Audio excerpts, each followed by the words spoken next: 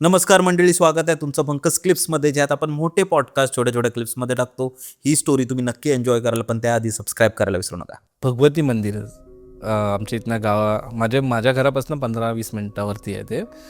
तर तिथे असं बोललं जातं, म्हणजे वडील सांगायचे मला की पहिलं तिथे एक जत्रा असते. जत्रेच्या आदल्या 2 दिवशी आय थिंक 12 रेड्यांच्या रक्तामध्ये कितीतरी भात मिक्स केला जायचा आणि मंदिराच्या 40 साईडने असा टाकला जायचा. ती काहीतरी प्रथा होती. आणि देन तू दुसऱ्या दिवशी गेलास तर तुला तिथे एक शीतही भेटणार नाही. म्हणजे ते देवाचीच काहीतरी प्रथा होती. पण नंतर काही कालांतराने सावंतवाडीचा एक राजा होता, त्याने येऊन ती प्रथा बंद केली आणि नंतर ते बंद झाल्या गोष्टी. पण असं केलं जायचं. आणि तिथेच भगवती मंदिराच्या बाजूलाच एक महादेवाचं मंदिर आहे आमचं. तर तिथे लिटरली तू मच्छी खाली वगैरे असशील तर 7 दिवस तू जाऊ शकत नाही. म्हणजे शुद्ध होऊनच जायचं तुला. गाभाऱ्यात एंट्रीच नाही आहे कोणाला. तर तिथे असं बोललं आता जो गाभारा आहे, दगडी गाभारा आतमध्ये आहे, तर तिथे जर पंचकृषीमध्ये म्हणजे 5 गावांमध्ये जर पाऊस नाही पडला, दुष्काळाचं वातावरण म्हणजे सिच्युएशन आली, तर 5 गावाचे ब्राह्मण येऊन तिथे त्या शंकराच्या पिंडीवरती अभिषेक करतात. अभिषेक असा केला जातो की ती जो गाभारा आहे तो पाण्याने भरला जातो. जेव्हा पूर्ण गावाला पाण्याने भरला जातो, पूर्ण पिंडी पाण्याने भरली जाते, तेव्हा पाऊस पडणारच. आणि हे माझ्या वडिलांच्या हयातीत त्यांनी एकदा बघितलेलं आहे. अजूनही ती गोष्ट होते, पण अशी सिच्युएशन कधी रेअरली होते. जेव्हा दुष्काळ वगैरे दुष्काळाचं असं असेल, पाऊस पडत नसेल तर असं केलं जातं. तर हे तिथलं सत आहे. आपल्या इकडे भरपूर अशा दंतकथा आहेत आणि बऱ्याचशा गोष्टी आहेत जे होत आहेत. दंतकथेवरनं मला एक आठवलं की एक गोष्ट अशी आहे की तू भगवती मंदिरात गेलास ना, तर भगवतीचं एक पाषाण आहे आणि त्याच्या बाजूला एक बाहुलीसारखी एक पाषाण आहे. तर गोष्ट अशी आहे की जत्रेच्या टायमिंगला त्या गावातनं माणसं आलेली जत्रेला, रात्रीच्या टायमिंगला आय थिंक त्या मुलीला घेऊन आलेले, लहान मुलीला, आणि ते विसरून गेले तिला घरी. आणि ती लहान मुलगी तिथे रात्री राहिली. मग देवीने तिला स्वतःच्या पदरात घेतलं आणि स्वतःकडे ठेवून घेतलं. आणि ती मूर्ती तिथेच आहे. म्हणजे ती असं बोललं जातं की ती देवीने त्या मुलीला स्वतःकडे ठेवलं. असं म्हणजे ही गोष्ट मी ऐकली आहे की कथा आहे. आणि पंचकृषीत आहे ते. बरीचशी लांबून लांबून लोक येतात. कोल्हापूर वगैरे त्या साईडने पण लोक येतात भगवतीच्या दर्शनाला. असं आहे. तर मला इथून तू अजून पण एक गोष्ट सांगणार होता, जे मला वाटतं विक्रोलीमध्ये कोणत्या मुलीबरोबर घडली होती. ते माझा एक मित्र आहे, कलिक, त्याने त्याच्या भावाच्या फ्रेंड बरोबर झालेली गोष्ट आहे ही. जेव्हा ती 10वीला होती, 10वीचा शेवटचा दिवस आणि त्याने एक्झाम चालू होणार होती, तर त्यांचं एक फेअरवेल वगैरे असं होतं. ती वडिलांना सांगते की आमचं असं प्लॅन आहे आमच्या मित्रमैत्रिणींचा, तर आम्ही मला यायला लेट होईल. तर वडील कसे जनरली बोलले की ठीक आहे बाबा, तुझी 10वी आहे, म्हणजे आता 10वी तर संपते, शाळा संपणार, कॉलेज चालू होणार, तर एक दिवस भेटतो तुला, मजा कर तुझ्या मित्रमैत्रिणींसोबत. फक्त एवढंच की तू जास्त वेळ करू नकोस, उशीर करू नकोस, लवकर घरी. असं तिच्या वडिलांनी सांगितलं. आणि दुसऱ्या दिवशी ती गेली शाळा वगैरे, म्हणजे शाळेत वगैरे गेली. फेअरवेल वगैरे त्यांचं झालं, सेंड ऑफ पार्टी झाली. आणि 4 वाजता त्यांच्या मित्रमैत्रिणींचं एक प्लॅनिंग झाला की आपण वसईच्या बीचवरती जाऊया. ठीक आहे. वसईला त्या बीचच्या बाजूलाच कुठेतरी एक स्मशान वगैरे आहे. तर ते चालत असताना एक कलश त्या वाळूच्या याच्यात होता पडलेला. तर ते त्याच्यावर मस्ती करायला लागले, खेळायला लागले. आणि चालता चालता त्या मुलीचा पाय त्या कलशाला लागला. पण ते एवढं काय, लहान मुलं आहेत ती, त्यांना काहीच माहिती आहे. आणि ते सगळं नॉर्मल झालं. आणि ती घरी आली टायमिंगवरती आली. जेवण वगैरे झालं तिचं वडिलांसोबत आणि ते झोपले. आणि रात्रीच्या टायमिंगला तिला मध्येच जाग आली आणि तिला पोटात दुखायला लागलं भरपूर जोरात, की असं की तिला सहनच होत नाही आहे. तिने वडिलांना उठवलं. तिने सांगितलं की मला असं होतं आहे, मला भरपूर पोटात दुखतं आहे, मला माहीत नाही. आणि थोड्या वेळाने उलट्या व्हायला लागल्या तिला. तर वडील बोलले, तू बाहेर काय आता गेलेलीस, काहीतरी खाऊन वगैरे आली असशील, त्याच्यामुळे तुला त्रास झाला आहे ह्या सगळ्या गोष्टींचा. तर ती बोलते हां, म्हणजे खाणं तर झालेलंच बाहेर वगैरे मी जेवलेली, पण मला नाही वाटत की असं मी काही वाईट खाल्लं की ज्याने मला अशी उलटी वगैरे होईल. तर ते बोलतात बाकी काय होणार, तू फिरली पण आहे उन्हात, तुला त्रास होऊ शकतो.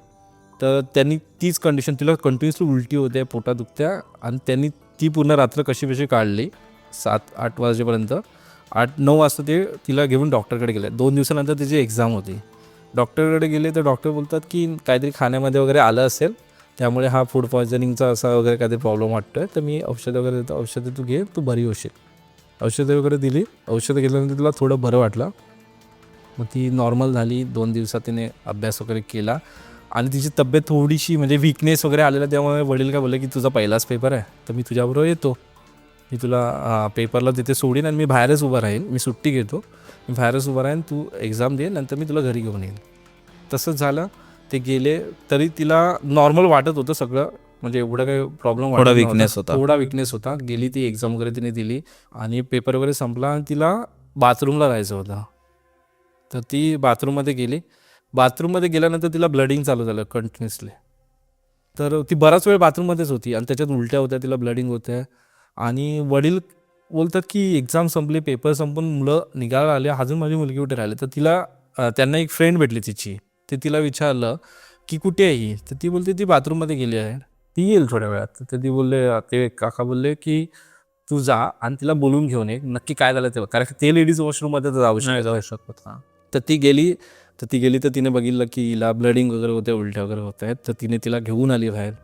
मग तिचे वडील तिला घरी घेऊन आले, तिचे वडील. आणि घरी आल्यानंतर परत तिला उलट्या व्हायला सुरुवात झाली. परत जेव्हा घरी आली तर तेव्हा तिला ब्लड निघायला लागला थोडं थोडं उलटीमधनं. मग ती अजून घाबरली. परत तिला ते डॉक्टरकडे घेऊन गेले आणि तेव्हा त्यांनी ना त्यांच्या एका मित्राला बोलवलं की माझ्याबरोबर तू ये, कारण का मी कंटिन्युअसली या गोष्टीमध्ये आहे, तर मला थोडंसं काही सुचत नाही आहे. त्यांचा मित्र बोलला की मला ना काहीतरी चुकीचं वाटतं आहे, तुम्ही तुला एक जागा सांगतो, ते जागेवर जा आणि थोडीशी चौकशी कर या गोष्टीबद्दल की काहीतरी प्रॉब्लेम आहे. तर मी बोलले ठीक आहे, आता एवढं डॉक्टरचं वगैरे करून पण फरक नाही पडत, तर मी जातो तिथे. तर मुंबई साईडलाच कुठेतरी एक दर्गा आहे, मला त्या दर्ग्याचं नाव हे नाही माहिती. त्या दर्ग्यामध्ये ते गेले आणि तिथे त्यांनी विचारलं की असं असं माझ्या मुलीला झालं आहे, तर नक्की काय आहे. तर ते काय बोलले की तू त्या मुलीला घेऊन ये. ते दर्ग्यामध्ये जे कोण होते ते बोलले ते मुलीला घेऊन ये, आपण बघूया. ते मग घरी आले, मुलीला घेतलं आणि परत घेऊन गेले. तर मुलीला बघितलं आणि मुलीला विचारतात ते तू कुठे गेलेलीस मला सांग. तर मुलगी कशी घाबरलेली. परत मी असं सांगितलं वरचं, कारण की तिने वसईच्या बीचचं वगैरे काही घरी सांगितलं नव्हतं. तर ती बोलली की नाही मी असं कुठे गेली नव्हती, आम्ही जस्ट फिरलो बाहेर वगैरे आणि घरी आलो. तर ते बोलले की नाही तू कुठेतरी गेलेलीस आणि तुझ्याकडनं काहीतरी झालं आहे, ते मला तू खरं सांग. तर तरीही त्या मुलीने सांगितलं नाही, घाबरली. आणि तर शेवटी त्यांनी काय केलं नाही, ते बोलले की ठीक आहे मी तुला एक तावीज देतो, ते तावीज बांध, थोड्या गोष्टी नॉर्मल होतील आणि होईल सगळं चांगलं. मग ते घरी आले, ते तावीज वगैरे बांधलं, तिने सगळं तिचा अभ्यास वगैरे चालू केला. दुसऱ्या दिवशी वडील ऑफिसला वगैरे गेले, तिची अभ्यास करते, संध्याकाळपर्यंत काहीच प्रॉब्लेम. परत संध्याकाळी तिला उलटी व्हायला लागल्या, उलटी आणि ब्लडिंग. तर वडील आले, वडिलांना तिने सांगितलं, तर वडिलांना परत डाऊट आला.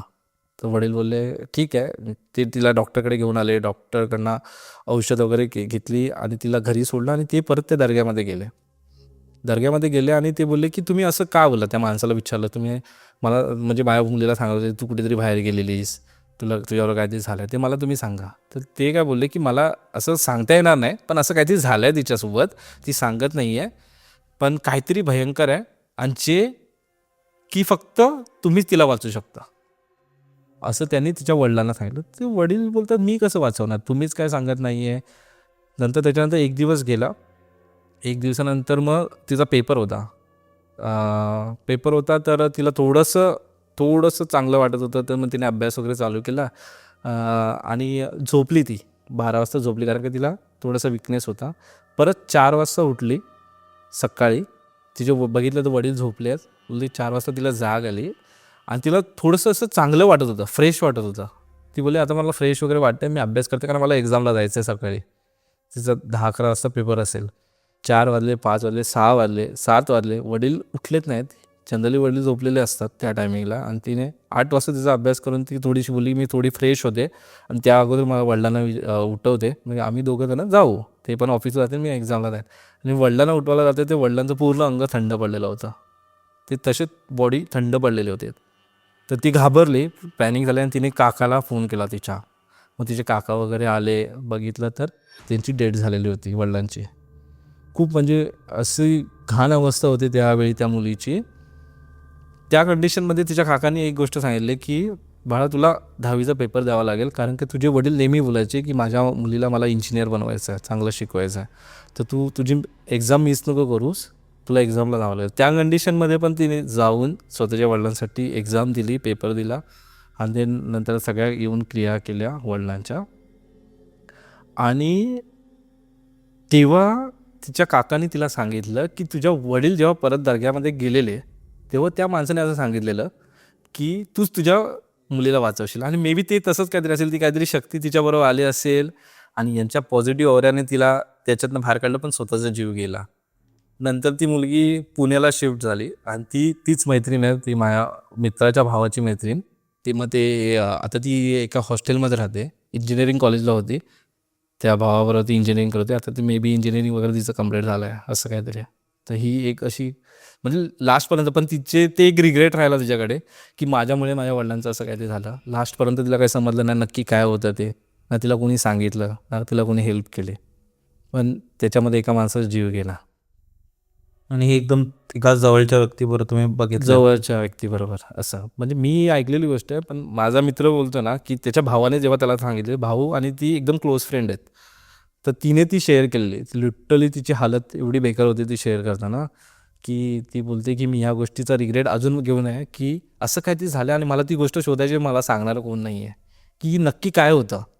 एक छोट्याशा कलशाला माझा पाय लागला आणि त्याच्यामुळे एवढ्या सगळ्या गोष्टी होऊ शकतात की नक्की काय आहे ते मला माहिती आहे. इवन तिने मध्यंतरी ट्राय पण केलं त्या दर्ग्यामध्ये जाऊन त्या माणसाला भेटायचं, पण तो माणूस भेटला नाही तिला. मंडळी, जर तुम्हाला ही स्टोरी आवडली असेल तर डिस्क्रिप्शनमध्ये आम्ही पूर्ण एपिसोडची लिंक टाकलेली आहे, तो चेकआउट करायला विसरू नका. त्यात अशाच प्रकारच्या भरपूर स्टोरीज अवेलेबल आहेत आणि हां, सबस्क्राईब करायला विसरू नका.